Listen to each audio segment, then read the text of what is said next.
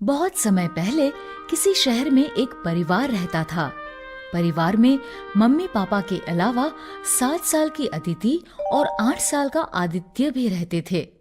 दोनों बच्चे वैसे तो भाई बहन थे, लेकिन दोनों एक दूसरे से बिल्कुल अलग थे। जहाँ आदित्य बहुत कम बोलता था, वहीं अदिति बहुत ज्यादा बोलती थी। वो हर बात पर और कभी-कभी तो बिना बात के भी बोला करती थी। मम्मी, आज स्कूल में टीचर एक एक करके सभी बच्चों से सवाल पूछ रही थी और जब मेरी बारी आई तो मैंने टीचर का सवाल पूरा होने से पहले ही सवाल का सही जवाब दे दिया। फिर भी पता नहीं टीचर ने मुझे 10 से सिर्फ 5 नंबर ही क्यों दिए। उसकी मम्मी उसे बहुत समझाती थी कि उसे कम बोलना चाहिए।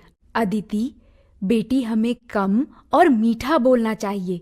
अगर हम ज्यादा बोलते हैं तो लोग हमारी बातों पर ध्यान देना बंद कर देते हैं।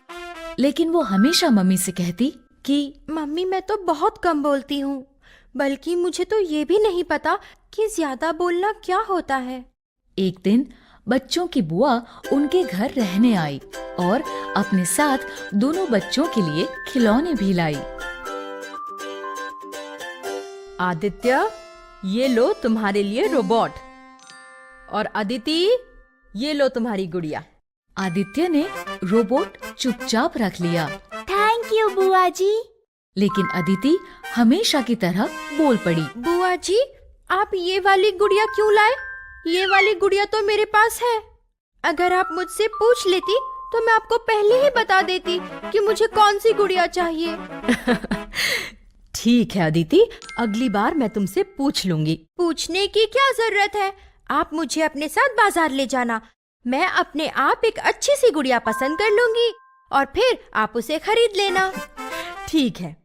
ठीक है, तो फिर चलो चलते हैं। अभी तो मैं बहुत थकी हुई हूँ। हाँ, अभी तो आप थके हुए हो। तो बताओ, आप मुझे कब बाजार लेकर जाओगी? क्या? अदिति, बुआ को तंग मत करो। आइए दीदी।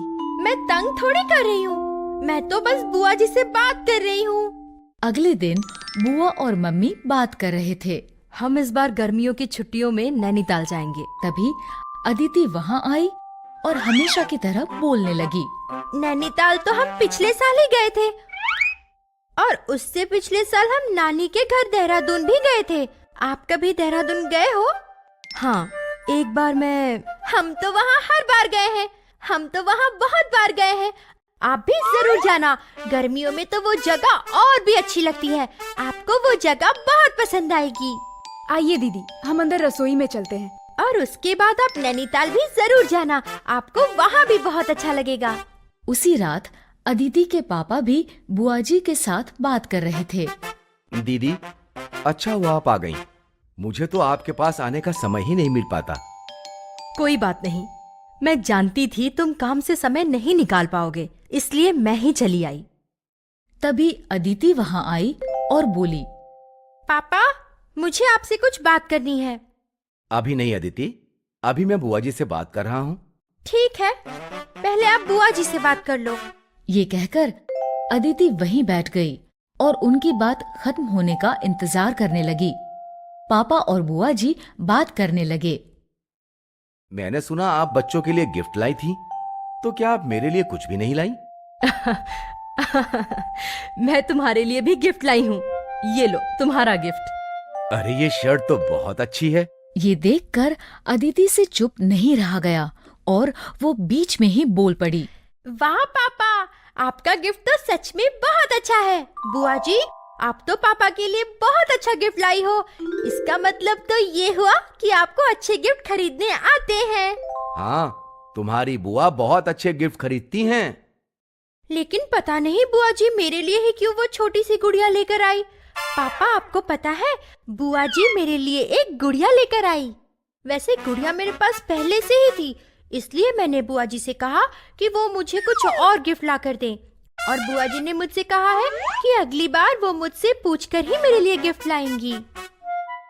अगले कुछ दिनों तक ऐसा ही चलता रहा। अपनी आदत से मजबूर अदिति बिना वजह हर बात पर बोलती रही। आप अभी खाना खा रहे हो?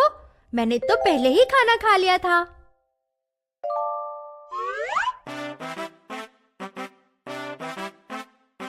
अभी से सो रहे हो? मैं तो बहुत देर से सोती हूँ। आप अब सोकर जाग रहे हो? मैं तो सुबह सुबह ही जाग जाती हूँ। बुआ जी को उसकी बातों पर गुस्सा तो बहुत आया, लेकिन उन्होंने उससे कुछ नहीं कहा। फिर जब 3 दिन बाद बुआ जी के जाने का समय आया तो उन्होंने बच्चों से पूछा, बताओ बच्चों, अगली बार मैं तुम्हारे लिए क्या लेकर आऊं? बुआ जी, आप बस आ जाना, फिर हम दोनों साथ में बाजार जाकर मेरी पसंद के बहुत सारे खिलौने खरीदेंगे। बुआ जी, आप हमारे लिए मिठाई लेकर आना। ठीक है आदित्य, मैं तुम्हारे लिए मिठाई लेकर आऊंगी। ये कहकर बुआ जी चली गई। लेकिन अदिति को बुआ जी की ये बात बहुत बुरी लगी। उसने उदास मन से मम्मी से कहा, मम्मी, बुआ जी ने मेरी बात नहीं मानी और भैया की बात झट से मान ली। मम्मी ने उसे समझाते हुए कहा, अदिति, इसीलिए मैं तुम्हें कम बोलने के लिए कहती थी। कम और मीठा बोलने से हमारी बातों की वैल्यू बनी रहती है, और अगर हम ज्यादा बोलते हैं तो कोई हमारी बातों पर ध्यान नहीं देता। अदिति मम्मी की बात समझ गई। उसने कहा, आप ठीक कह रहे हो मम्मी, आज से मैं कभी बेवजह नहीं बोलूंगी। इस तरह अदिति की बेवजह बोलने की आदत छूट गई और वो कम बोलने लगी। तो बच्चों, इस कहानी से हमें ये शिक्षा मिलती है कि हमें कम और मीठा बोलना चाहिए।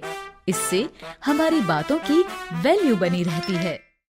अगर आपको हमारी वीडियोस पसंद आ रहे हैं तो इन्हें लाइक करें, कमेंट करें और सब्सक्राइब करें।